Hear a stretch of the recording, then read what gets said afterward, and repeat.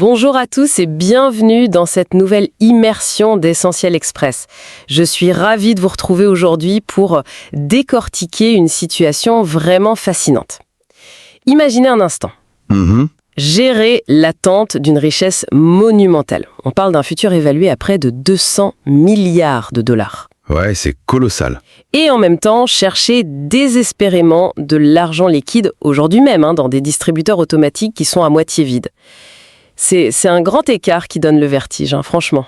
Bah oui, c'est la définition même d'une nation qui fonctionne sur deux temporalités radicalement opposées.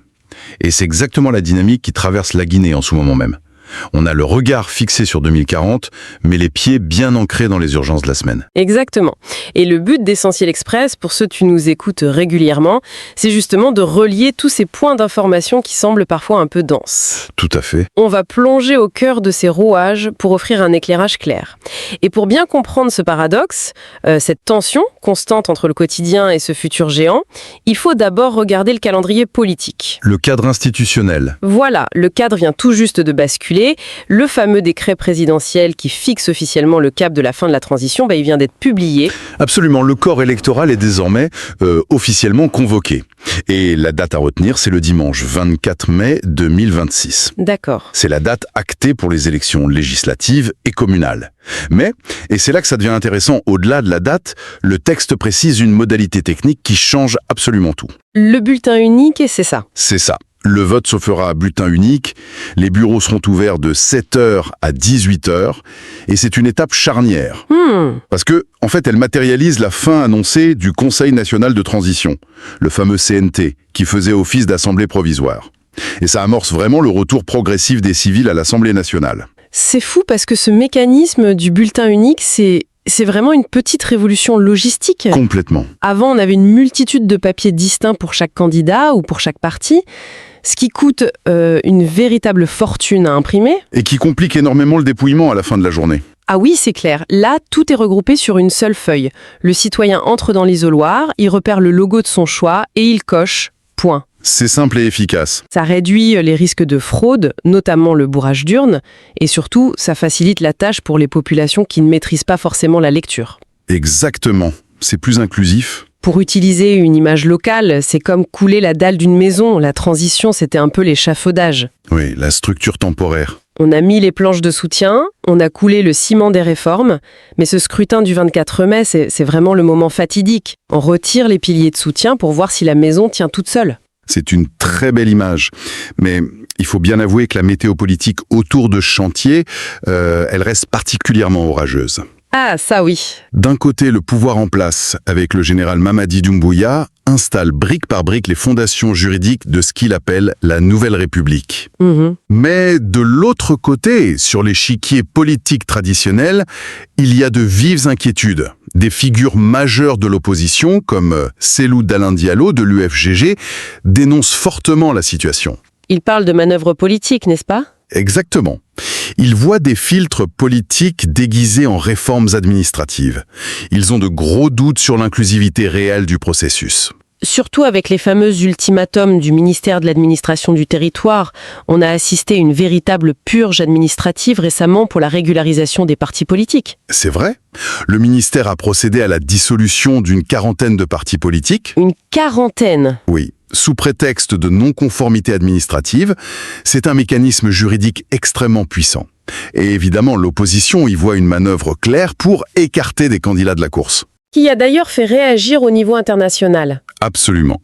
Une instance onusienne a même dû interpeller le gouvernement guinéen à ce sujet.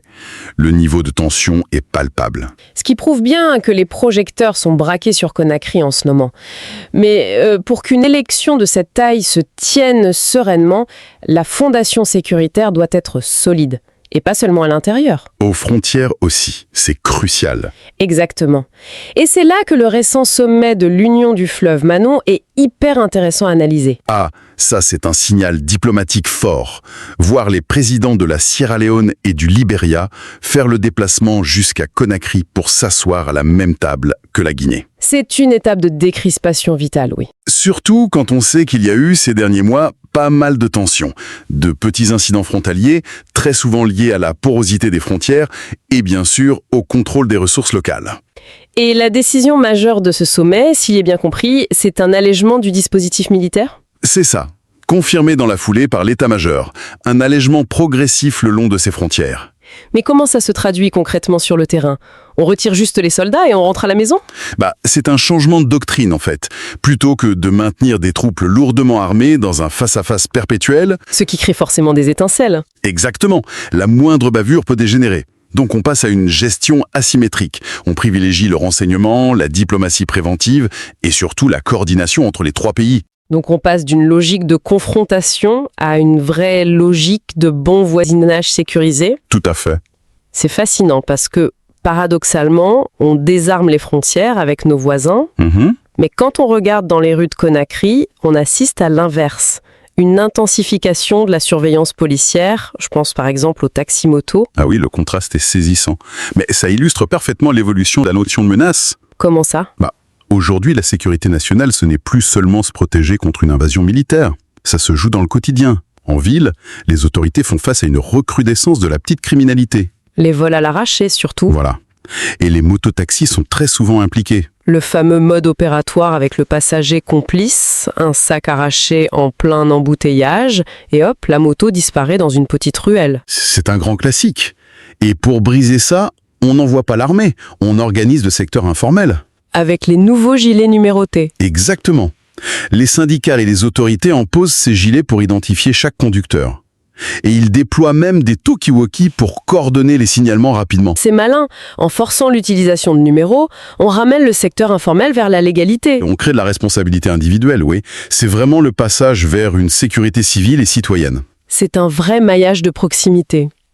Mais au-delà de la tranquillité publique, cette volonté de pacifier les rues et les frontières, c'est aussi une vitrine pour l'extérieur, non ?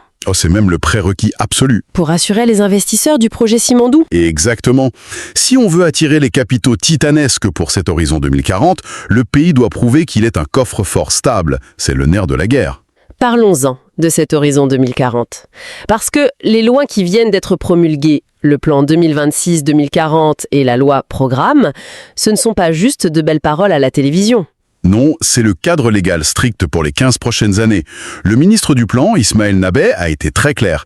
L'objectif, c'est de mobiliser plus de 200 milliards de dollars. 200 milliards! C'est un chiffre qui donne le tournis. Et le programme Simandou devient la colonne vertébrale de l'État. Ce n'est plus juste un gisement minier. Mais concrètement, comment on évite le vieux modèle africain, celui où les compagnies viennent, creusent, prennent la terre brute et l'exportent pour créer la richesse ailleurs ? La nouvelle loi vise précisément à casser cette malédiction. Le plan s'appuie sur 5 piliers. L'agriculture, l'éducation, les infrastructures, l'économie, la santé et 122 méga-projets. D'accord. L'idée clé, c'est la mutualisation. Pour exporter le fer, le consortium doit construire de nouveaux ports et surtout le transguinéen. Les fameux 600 km de chemin de fer. Voilà. Mais la loi oblige à ce que ces infrastructures soient multi-usages. Le train ne va pas juste transporter du minerai. Il va prendre des passagers ? Des passagers, du bétail, des produits agricoles depuis la Guinée forestière. Et en plus, il y a une obligation progressive de transformer une partie du minerai sur place. Ce qui veut dire construire des usines sidérurgiques, des centrales électriques. Et inévitablement, recruter et former des ingénieurs locaux. Et il faut faire très vite. L'horloge démographique, elle, ne fait pas de pause. Les chiffres du dernier grand recensement sont frappants. 4 Guinéens sur 5 ont moins de 35 ans. C'est une jeunesse énorme. Une jeunesse qui veut du travail aujourd'hui, pas dans 20 ans. Absolument. Et pour financer toute cette période de transition, le gouvernement affiche des chiffres macroéconomiques assez spectaculaires. Oui, les chiffres du ministre du Budget fascinent Silla. Voilà, l'inflation serait contenue à 2,2% en glissement annuel. C'est très bas pour la région. Les prix augmentent beaucoup moins vite. Exact. Et du côté des recettes fiscales, l'État annonce un bond de 139%. On est passé de 18 000 à 49 000 milliards de francs guinéens. L'administration collecte l'impôt comme jamais auparavant. C'est impressionnant. Sans oublier la note B+, de l'agence Standard & Poor's. Le fameux bulletin de santé financière. Un B+, avec perspective stable, ça dit aux marchés internationaux que la Guinée est un emprunteur crédible. Très peu de pays en Afrique de l'Ouest francophone font mieux en ce moment. La Côte d'Ivoire, le Bénin, peut-être. Et du coup, le gouvernement promet une croissance à 2 chiffres dès 2026. Tout ça a l'air parfait sur le papier. Sur le papier, oui. L'architecture est très robuste. Et c'est exactement là que le bas blesse, parce que ce bulletin de notes excellent se heurte de plein fouet à la réalité des trottoirs. Ah, la réalité du terrain, c'est autre chose. L'État dit que les caisses débordent, mais comment on explique que les distributeurs de billets qu'on a créés soient désespérément vides ? C'est le grand paradoxe. On voit des files d'attente interminables devant les banques, des citoyens qui essaient juste de retirer leur salaire pour aller faire 2 courses au marché de Madina. Le fossé cognitif est immense. Mathématiquement, c'est incompréhensible. Si le pays est si riche, où est l'argent liquide ? Eh bien, en disséquant le phénomène, on comprend que ce n'est pas un problème de richesse globale. C'est un problème de tuyauterie financière, pour simplifier. D'accord, expliquez-nous ça. Il y a 3 grands goulots d'étranglement. Le premier, il est purement psychologique. C'est la panique, la demande de précaution. Ah, la fameuse rumeur. Voilà. Dès qu'on murmure qu'il pourrait manquer de billets, tout le monde se rue au guichet pour retirer son cash. C'est irrationnel à l'échelle globale, mais individuellement, ça se comprend. Et ça vide les banques en quelques heures. C'est la prophétie autoréalisatrice. La peur de manquer crée le manque. Exactement. Ensuite, le deuxième facteur est plus structurel. Ça concerne la dette intérieure. L'État a besoin de beaucoup de financement pour ses grands projets. Donc il émet des bons du trésor. C'est ça. Et les banques commerciales locales regardent le marché et elles se disent qu'il est bien plus sûr, et souvent plus rentable, de prêter à l'État qu'à une petite entreprise privée locale. Évidemment, le risque est moindre. Du coup, elles utilisent leur liquidité pour acheter cette dette publique. Les coffres des banques se vident au profit de l'État. Et il ne reste plus grand-chose pour le citoyen au guichet. C'est fou, donc c'est l'État lui-même, en aspirant la richesse pour se financer, qui assèche le crédit privé ? En grande partie. Et le troisième paramètre aggrave le tout. Ce sont les retards de paiement. De l'État envers ses fournisseurs ? Oui, pour maintenir une inflation basse et contrôler son budget, l'État retarde le paiement des entreprises locales, comme celle du BTP par exemple. Et si l'entreprise n'est pas payée ? Elle ne paie pas ses sous-traitants, elle tarde à verser les salaires. Et toute la chaîne économique se grippe. Pour ceux qui nous écoutent, l'analogie la plus parlante, c'est celle du corps humain. La liquidité, c'est le sang. Très bonne comparaison. L'État, c'est le cœur. Les entreprises et les foyers, ce sont les organes. Si le sang reste coincé dans le cœur parce que l'État thésaurise ou paie en retard... Les organes commencent à s'étouffer. Voilà. Le corps a l'air fort de l'extérieur. Les indicateurs macroéconomiques sont verts, mais les extrémités souffrent du manque d'oxygène au quotidien. C'est exactement ce qui se passe. Et pour relancer la machine, le président a ordonné à la Banque centrale d'imprimer de nouveaux billets. Une injection d'urgence. Oui, mais imprimer coûte cher et prend du temps. La véritable solution à long terme, c'est la transition numérique. Le mobile money, les paiements électroniques. Se sevrer du billet physique. Voilà. Si on utilise moins le cash, les affaires continuent même quand les distributeurs sont en panne. Sauf que, et c'est là le vrai défi, la monnaie électronique demande une infrastructure technique, mais surtout de la confiance. Ah, la confiance, c'est le mot-clé. La vraie monnaie, avant même le franc guinéen, c'est ça. On peut avoir la meilleure note de Standard & Poor's. Si le citoyen a peur de laisser son argent en banque parce qu'il craint de ne pas pouvoir payer le loyer le lendemain... Il va tout cacher sous son matelas. Exactement. Il faut un effort colossal de communication des autorités pour restaurer cette confiance, sinon la machine continuera de tousser. C'est le grand défi immédiat. Mais ce qui est vraiment remarquable au milieu de cette sécheresse monétaire et de ces tensions, c'est la résilience de la société guinéenne. Une résilience incroyable. La société civile encaisse les chocs avec une souplesse qu'on ne trouve qu'ici. On l'a très bien vu lors de la célébration de l'Aïd el-Fitr le 20 mars dernier. Ah oui, un moment très fort. Que ce soit à la grande mosquée de Conakry, à Dubreka ou même à Forécaria, les discours spirituels étaient unanimes. Aucun n'appelle à la division. Que des messages d'unité nationale, de tolérance et de pardon. Exactement. Dans une sous-région qui est tellement troublée, la foi joue un rôle d'amortisseur social indispensable. Et ça s'est accompagné d'actions concrètes. Des consortiums d'entreprises ont distribué des vivres aux familles vulnérables. La solidarité en action. Mais là où cette résilience et cette énergie vitale explosent vraiment, c'est du côté de la créativité. La culture. Voilà. Pendant que les technocrates font des plans sur 15 ans, il y a une révolution silencieuse dans le cinéma guinéen. C'est fascinant, cette nouvelle génération de cinéastes. Ils font face à un vide infrastructurel total. Pas de salles, pas de financement institutionnel. Et pourtant, ils ne capitulent pas. Pas du tout. Ils s'inspirent un peu du système D qui a fait le succès de Nollywood au Nigeria. Ils écrivent, ils tournent, ils montent des films entiers juste avec des smartphones de dernière génération. C'est incroyable de faire ça avec des applications abordables et du matériel ultra léger. Et ils racontent des histoires locales, authentiques, la réalité des quartiers de Conakry ou des villages. Ensuite, ils distribuent tout ça directement sur les réseaux sociaux. C'est vraiment la quintessence de l'esprit ouest-africain. Le système D transformé en art majeur. Exactement.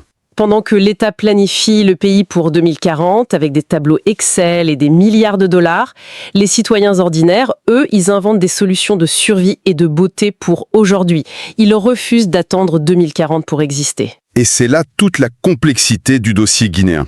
Le pays est vraiment sur un fil d'équilibriste très très fin. D'un côté, verrouiller ce cadre légal ambitieux pour les 15 prochaines années avec Simondou et préparer la fin de la transition avec les élections. Et de l'autre, éteindre les incendies du présent, apaiser les tensions politiques, rassurer les voisins aux frontières et surtout, réinjecter de la liquidité dans l'économie pour que les gens puissent simplement respirer. Ça démontre bien que le développement, ce n'est jamais une belle ligne droite. C'est gérer en même temps un futur lointain plein de promesses et un présent très rugueux. Tout à fait. Et ce grand écart m'amène à une réflexion pour clore cette émission. On rappelait tout à l'heure que 4 personnes sur 5 en Guinée ont aujourd'hui moins de 35 ans. C'est énorme. Ce qui signifie qu'en 2040, quand Simondou tournera à plein régime, ce sont ces jeunes d'aujourd'hui qui dirigeront le TI. Logiquement, oui. La question que je me pose, et qu'on laisse à notre audience, c'est est-ce que les lois et les contrats gravés dans le marbre aujourd'hui vont enfermer cette génération dans une vision dépassée, ou vont-ils véritablement leur donner les clés pour redéfinir l'Afrique de l'Ouest ? Ah, c'est la grande inconnue de cette refondation. Seule l'histoire nous le dira. Une interrogation vertigineuse qui mérite d'être méditée. C'est la fin de cette immersion.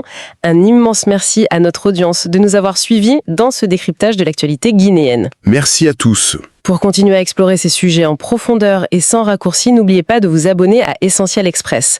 Prenez soin de vous, gardez l'esprit critique et à très bientôt pour une nouvelle plongée dans l'essentiel.